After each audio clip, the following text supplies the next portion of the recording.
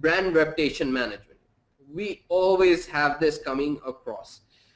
First, do we need to go into social media? That is one of the things that I always keep on hearing no matter where I go speaking. The reason is there is an inherent fear. What is going to happen if I have a bad PR? So let's skin that first at a time. Keep on monitoring. You can keep an audit of all the online buzz, and you can have the analytics help you focus how to drive these conversations. I just went ahead and mentioned what are the simple steps you can take to make sure you have a monitoring engine.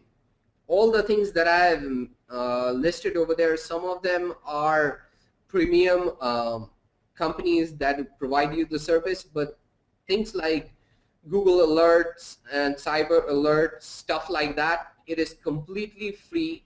Know the keywords that are driving your conversation, put up a Google Alert on that, and you should have a lot of information of what kind of dialogue is going on. There are other companies that provide. Also, here's my sales speech. TCS does a very good job. We have very nice platforms where you can monitor all your social media activities and focus on where to do what. Taking it forward, once you're done monitoring, you get all these alerts and you know what is going on. You need to engage. By engaging, what I mean is you can even identify old conversations or that have happened in silo, not in the same forum that you're trying to. So try to cross-populate all these conversations. Maybe somebody said something in YouTube, you want to bring it to Twitter and engage that person and say, hey, you had said something very interesting about my product. Whether it's positive or negative, do you want to comment on this? But make sure that you are not saying for the sake of saying it. Make it a point where people are adding value, because I personally am interested where I can give my opinion and taking it seriously. I think most people like that, to have that limelight and give value added return. So position it in such a way. Last part, what we talked about, if you have a bad PR, you have somebody bad-mouthing yourself in Twitter or Facebook, you don't necessarily have to delete it. Deleting will only aggravate that guy. Moderation is a good way that you first moderate what are the comments that are going to be published. But if you want to have a complete open reaction with your prospects or your customers, start it out.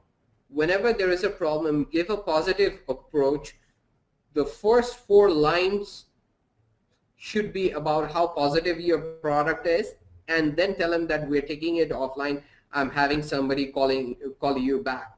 The reason is, when other people see it, they only read the positive message that you have written, not the part that I'm taking it offline and I'm having a conversation with you. That's one way to do it, and the old school way is, if it's Twitter, just drown it. If it's Facebook, drown it. If it's YouTube, delete it. There are all these things, but I would like to believe that when you're offering your products and services, your heart is where your offering is. So you will definitely show the value to your end consumer that these are the things that we are working on. What you have shared is great, but this is what we already have, and this is a great product. So you need to be crafty about how you position that messaging. The last part is creating buzz. Now, oftentimes I see people go ahead, talk about their products and features and everything, try to be interesting as best they can with puns and jokes and acid remarks, but in the end, you have to be relevant. Being relevant is the key. So if you're relevant to your target audience, you will get the reaction that you want, and your product, services, and brand will have that much eyeball and brand resonance. Moving forward,